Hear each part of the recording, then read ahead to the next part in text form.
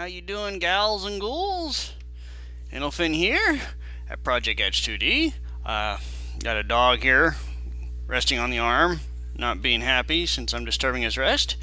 Anyways, last time we faced Ramun, Lord 11, and we won. Of course, the wait was long, but now we're going to talk to the lieutenant here, speak to the Elder Seedseer, and after that, I don't know. The Elder Seedseer will wish to hear of your experiences firsthand. Pray return to Gridania and make directly for the Lotus Stand. The Conjurer at Altar will be expecting you. Fare you well, Lieutenant Windblade.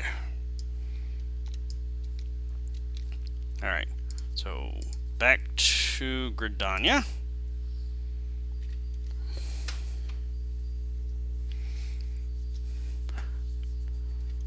What little gods are made of.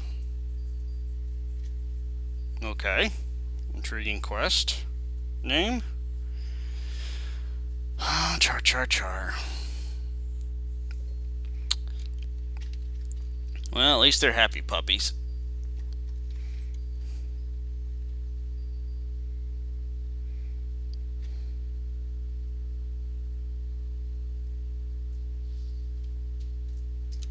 Alright.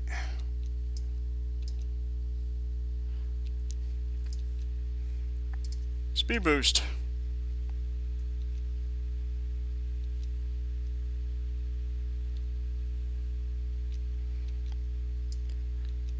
Let us speak with the Elder Seedseer and hopefully some more answers or to some questions will be provided. Then again, maybe not. Maybe more questions will spawn than there will be answers.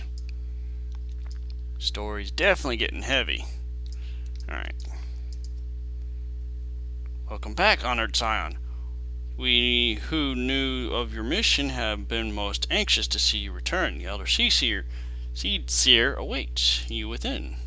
Yes. I'm going to assume the other Scions are there too. Yep, there they are.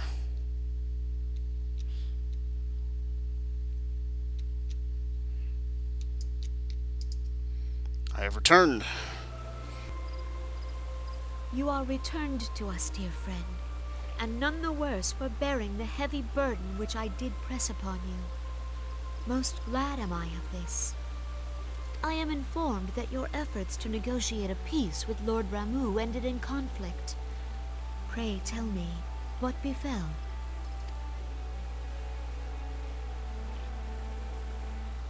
Ramu made trial of you? I fear there is truth to his claim. It is the darkness within us that attracts the darkness without.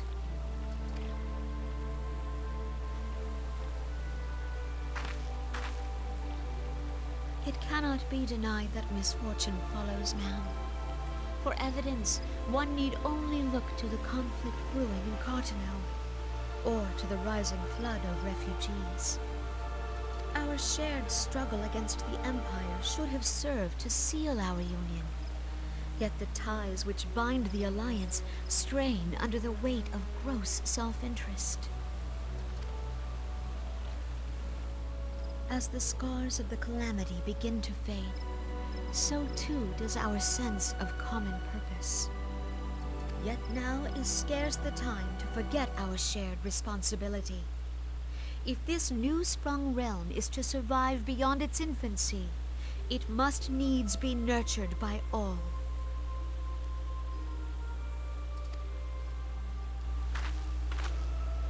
Eorzea must be as one. Yet I fear that dream is still far off.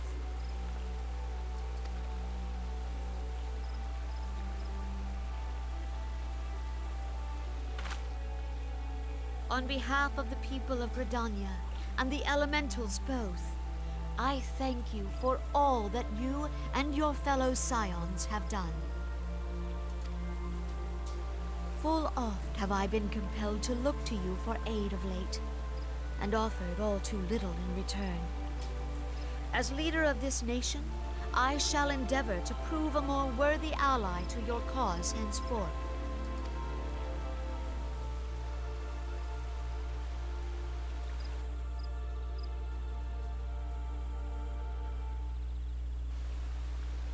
Lord Ramu has departed, yet the keening of this ill wind grows no less insistent. Voices of the forest, pray speak and I shall listen. What unseen evil begets this unease in my heart?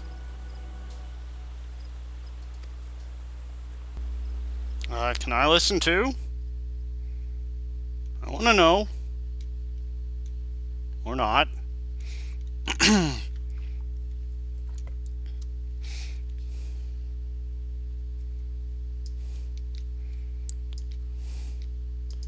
Hey, buddy.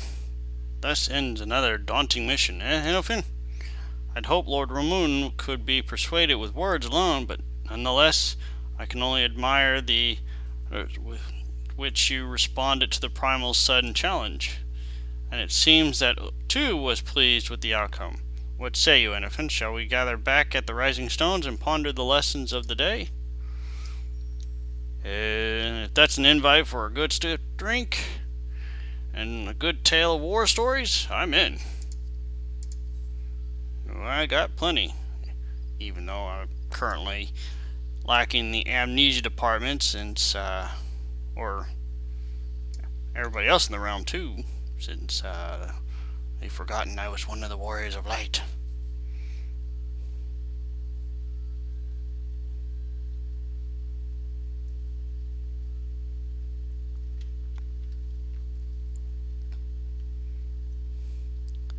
Warrior Light Reborn. Not quite, just teleported 5 years ahead. Or stuck in limbo until 5 years or something like that. Now I'm back. Clean it up.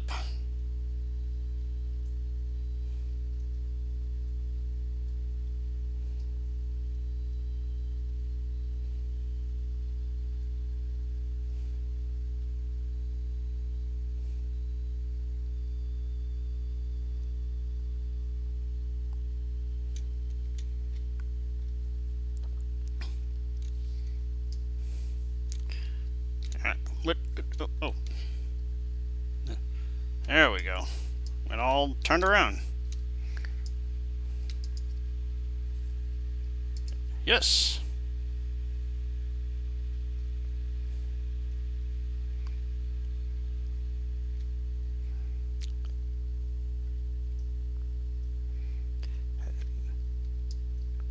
For me, as a casual player, Duty Finder is nice. Seeing as I don't have time to orchestrate group runs and whatnot, but oh well. Welcome back, Enofin. Word of your monumentous encounter with Lord Ramun precedes you. I would fain share news of my own, but those discoveries must take precedence. Upon witnessing your defeat of Lord 11, our learned companion was struck with a profound insight regarding the nature of the immortality. Let us assemble and discuss his observations all together.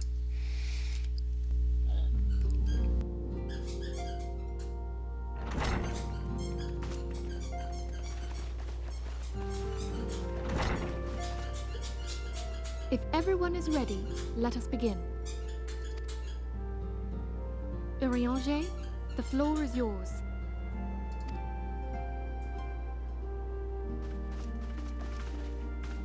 As all here assembled now know, in its final hours as our Order's headquarters, the Waking Sands did play host to a most unexpected visitor. I speak of the Ascian clad in white, Elidibus. Unwelcome though his presence was, his words that day did serve to confirm a truth long suspected, that the Ascians are eternal beings, to whom physical destruction is as a temporary inconvenience. In the intervening time, Urianger and I have striven to discover a means by which the Ascians might more permanently be slain. And 'tis my belief that we have found the thread that will allow us to unravel the twisted skein of their existence. In the moments prior to Leviathan's most recent manifestation, the Sahagin elder who summoned him was observed to undergo some manner of ascension. The etheric readings taken by Y'shtola at the time of this transfiguration have proven most enlightening. The disruption to the flow of ether was sudden and dramatic. So tangible was the agitation, I scarce had need of my goggles. The significance of Y'shtola's readings might better be understood in the context of mine own, taken at the instant of the Lord of Levin's demise. Unlike the Primal, the Sahagin was not subject to etheric dissipation. Before discussing our new discoveries, it may benefit us all to recall what we know of etheric behavior.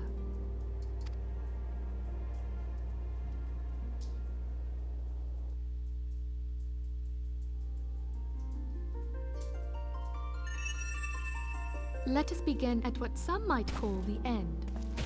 When we who dwell in the material realm die, our spirits dissolve into the flow of ether and are returned to the ethereal realm. In turn, the restless energy which suffuses that plane streams back into our world, giving rise to new life. 'Tis as the heavens did decree, the way of all mortal souls. Twixt this world and the next do the ethereal currents swirl, bearing the very essence of life. Thus doth the cycle of birth, death, and rebirth continue unabated.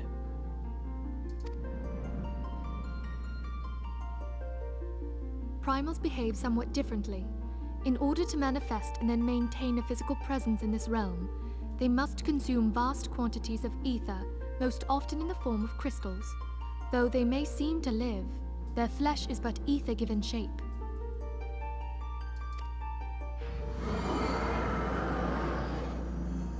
Thus, a defeated primal leaves behind no broken corpse. Rather, the essence of its form seeps back into the land whence it came, and the energy of its shattered spirit is called back to the ethereal realm.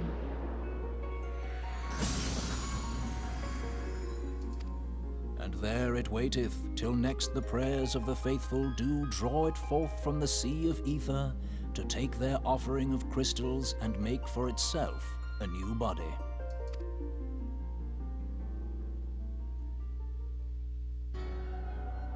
Which brings us on to the third group, the so-called immortals. They exist in a manner all their own. Quite. Even as the Sahagin elder fell to the Admiral's musket shot, I witnessed the release of an ethereal cloud, which immediately took possession of a nearby minion. A soul that dissipateth not upon the death of the flesh. The secret of life everlasting, and in the claws of a Sahagin no less. But I wonder, what would happen to one of these obstinate spirits should there be no suitable host for it to claim? If mortal death entails a return to the ethereal realm, it seems doubtful that the soul of an immortal would venture there. Nay, it merely withdraweth the distance, unto the shore of the ethereal sea, perchance, but no further. Yes, it exists in neither this realm nor the next, abiding instead in the space that lies between them. The Ascians took control of Thancred by means of a crystal of darkness, an artifact which, if our theories are correct, serves as a gateway to the place I have just described. I was hoping people had forgotten about that. I am sorry, my friend. For a mercy, the weary road of our research hath brought us unto an answer. The Sahagin ascended to an immortal state, but he did not possess a crystal of darkness through which to flee this realm. Thus was he consumed by Leviathan. If we could entrap the spirits of defeated Ascians in like manner, and thereby deny them resurrection...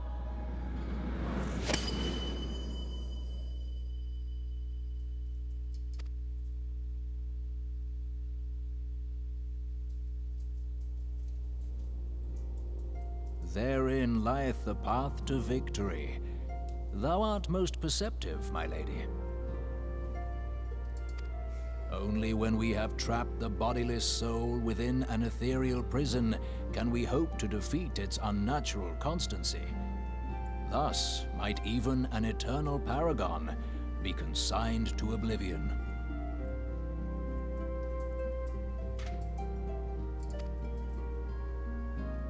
These feats are, of course, far easier said than done. At present, we lack a viable means to entrap and extinguish an Ascian soul. Yet, I believe it to be possible. The pieces of the puzzle lie before us. We have but to put them together.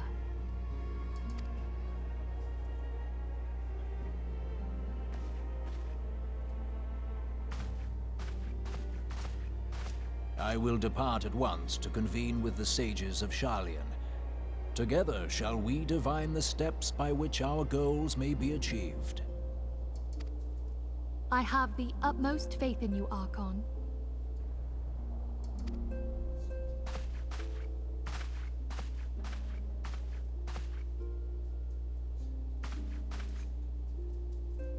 Beg pardon, antecedent, but I would raise one final matter. Even now, a Sharlayan survey party seeketh to ascertain the fate of the students of Baldessian.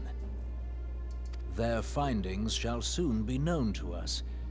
Though you harbor feelings of dread, I bid you surrender not to sorrow, but abide instead in hopeful prayer. I shall, Archon. Thank you.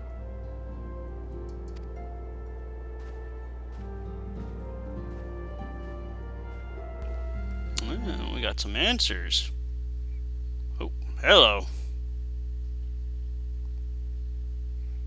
I guess this is the purgatory. And that must be their one true God.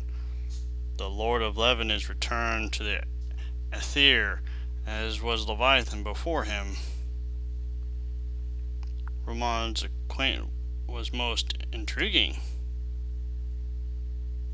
Infernal, Vortex, Crag, Whirl, and Levin all have now been humbled by the Bringer of Light. The limitless potential of man, Heidelin's servant, grows mightier by the day. Yet he proposes a great cost to his mistress, whose strength is all too faint.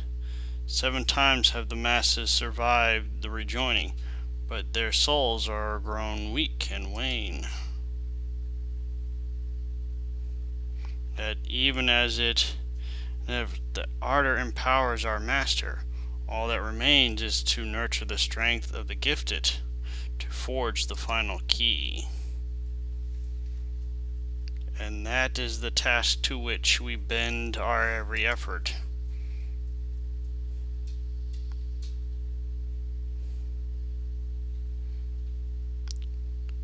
Oh, great, he's back. Divine seeds were ever wont to quicken in Auroria's fertile soil. We need only lead men to the field, and by their eager hand shall a new deity arise. That which has shattered shall be made anew, and the one true God shall come again.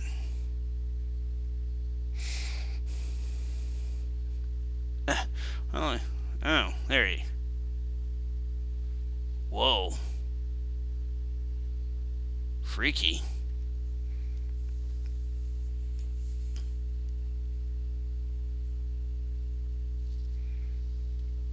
Okay.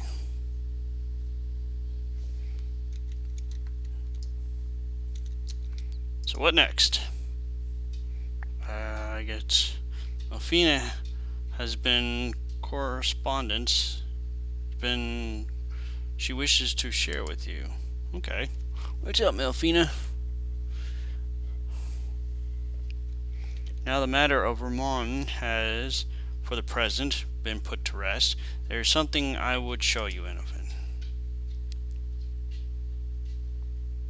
It is a letter of thanks signed by the leaders of the Royal Alliance, acknowledging the Scion's tireless service to the realm.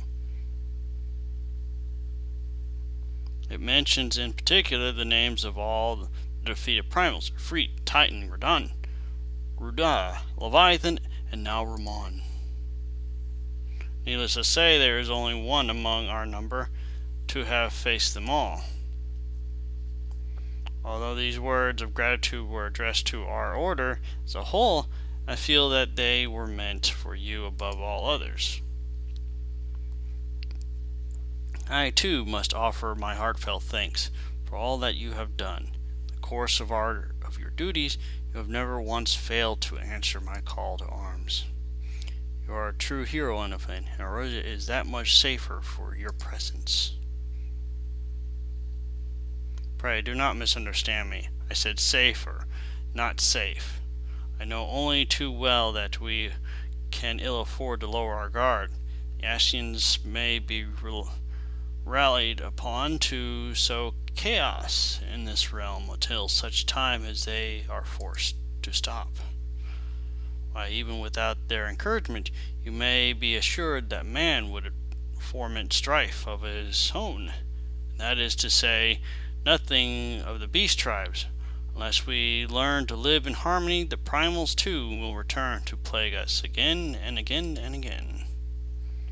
And yet, despite all this, your deeds serve to inspire the people, to give them hope for a better tomorrow, and there is no greater gift.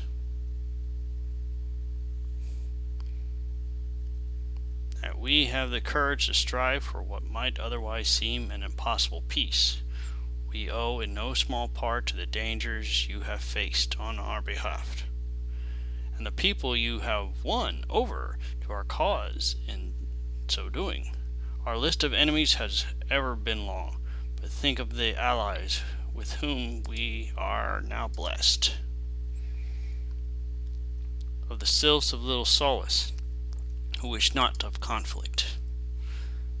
Of Alice, who strives to unearth the terrible secrets of the calamity. Well, I guess that's what she's doing. And then there is Sid and the Fellowship of Noah, racing to unlock the mysteries of the ancient Alaga, that we might be spared the horror of another Ultima Weapon. Well, there's Omega. Of course, when speaking of the greatest allies, we must not forget those closest to us, which I mean our fellow Scions. Thanks to their many and varied talents, our order is uniquely equipped to combat a far-reaching corruption of the Ascians, and combat it we shall. Your enthusiasm truly heartwarming, Adjutant. Given our embarrassing wealth of allies, I trust it will not inconvenience you unduly if I absent myself for this time.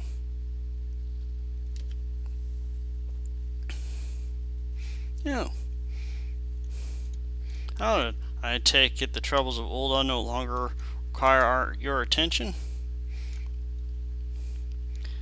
There are yet some rumblings of discontent, but the air of simmering violence is largely displayed. 'Tis to report such that I stand before you now. That, and to speak with you concerning the new organization we discussed. What new organization? I have a message for you from Ellie. You recall the refugee girl? Yeah, of course. The one whose parents were missing. They were found unharmed. She wished me to pass on her thanks to you. Yeah, that's good. Why, I am to understand that you made the effort to remember the poor girl's name. Look forward to reading all about her in your report. I do hope you left nothing out.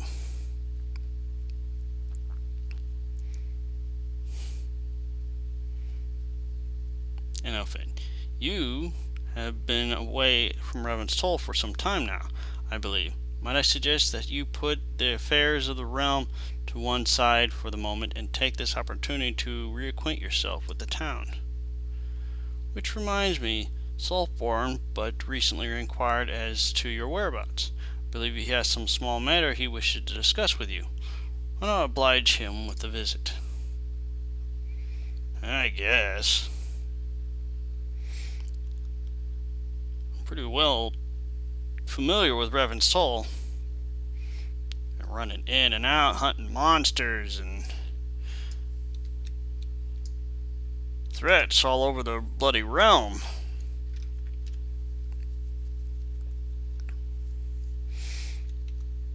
But I suppose a hero's work is never done. But there.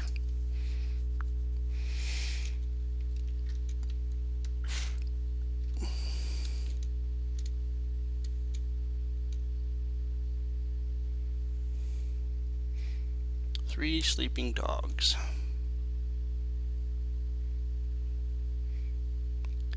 My lap is getting tired, my butt is falling asleep, but at least my lap is keeping warm, and so is my back. As uncomfortable as I might be at the moment. Hillborn, oh ho, I see a fine adventurer friend has returned, and dust of the road yet clinging to his boots. The signs have no work for you this day, then? They sent you my way, did she? Well, it is not urgent, but I could certainly do with your help. You see, Revan's Toll has become something of a favored destination for adventurers. Part of that is due to the town's growing fame, but a goodly number of greenhorns to be have come here and follow in your footsteps. When I say green, I mean fresh of the ground. Don't know one end of the sword from the other. Green. I've done what I can, but what they really need is a good talking to from someone they respect, an adventurer who has done it all. Aye, Enofin, that would be you. And naturally, one lass who would most benefit from your wisdom is nowhere to be seen. She was off to slay Happolits, and was due back some time ago. Sigh. Likely got herself in over her head as usual. Now that I think of it, this may be the perfect opportunity for you to treat her to a demonstration of your skills. Consider it a personal favor if you would head out to the Singing Shards and show that amateur how it's done.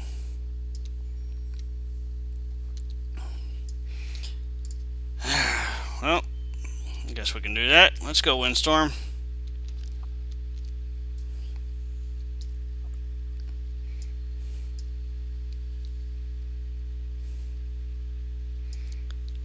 Let's find this lass and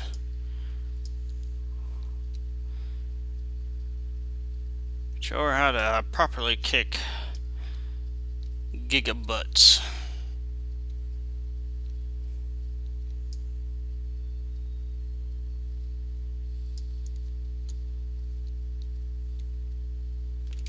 I'm going the right way, right? Yep, good.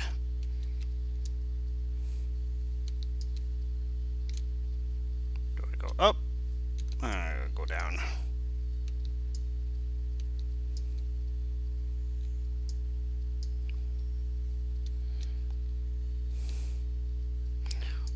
One lesson in adventuring: never go it alone. Have a partner, like me and Windstorm here.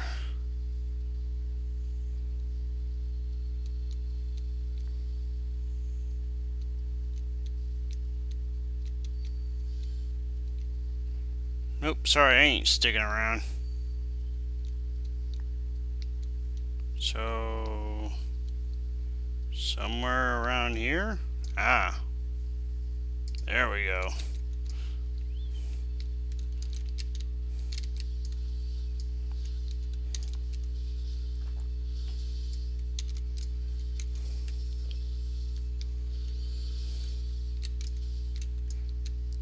Alright.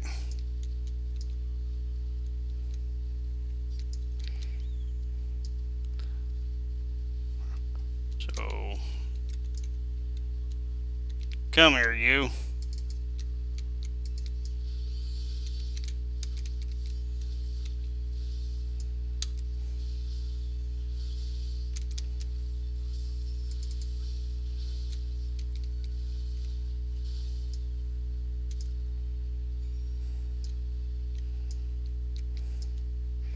And done.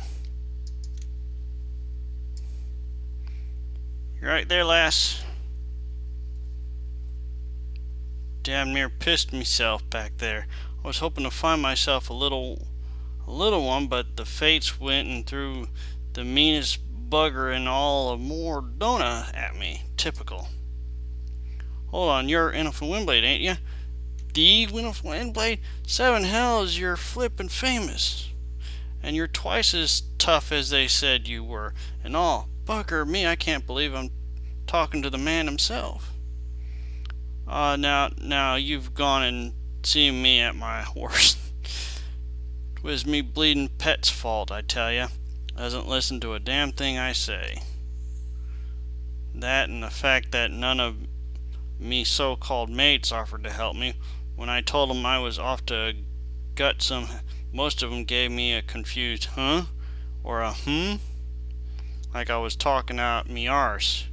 You, don't agree though, right? Show the struggling adventurer exactly what you think of her attitude with the resounding huh? Okay. Gods, no, not you too. That's the final bleeding straw, that is.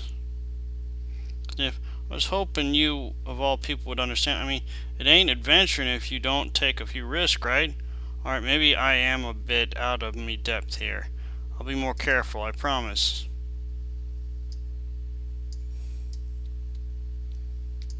Alright, well, rather than riding back, I'm gonna cheat.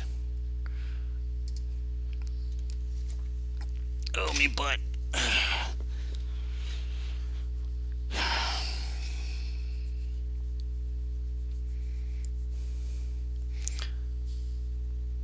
I hope you guys are comfortable.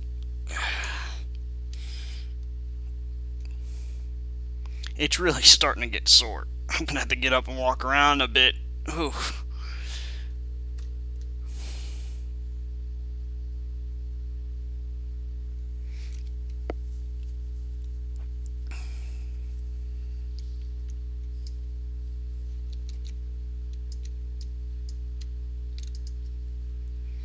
Ah, Enelfin, you have my thanks. At last I sent you out to instruct. Trudge back into town looking properly chastised. I thought a lesson from you might pierce that skull of hers. Nothing I said seemed to work. Truth be told, she seemed more inclined to listen to the rustling of my beard than anything which came out of my mouth. But now that you have demonstrated the skill she yet lacks, it will not be long before her idle padded peers hear the tale. They will soon realize that one does not become a hero in a day. It requires dedication and perseverance, and learning from each task you undertake. There are no shortcuts, and ain't that the truth? Intelligence, mind, it's all for a mage. Well, gals and ghouls, I am going to leave it there because I gotta get up because my butt is falling asleep. And I think the dogs could use a bit of a stretch too. So, I will see you gals and ghouls in the next videos. Ciao!